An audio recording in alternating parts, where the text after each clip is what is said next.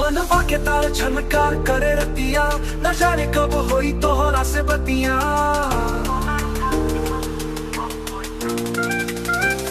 तोहार प्यार में हम पागल बानी, कई रतिया से अकेले जागल बानी। पानी झम झम बरसता, दिल तक धड़कता, तोहार प्यार के मत खा तेरी दिलवा तड़पता।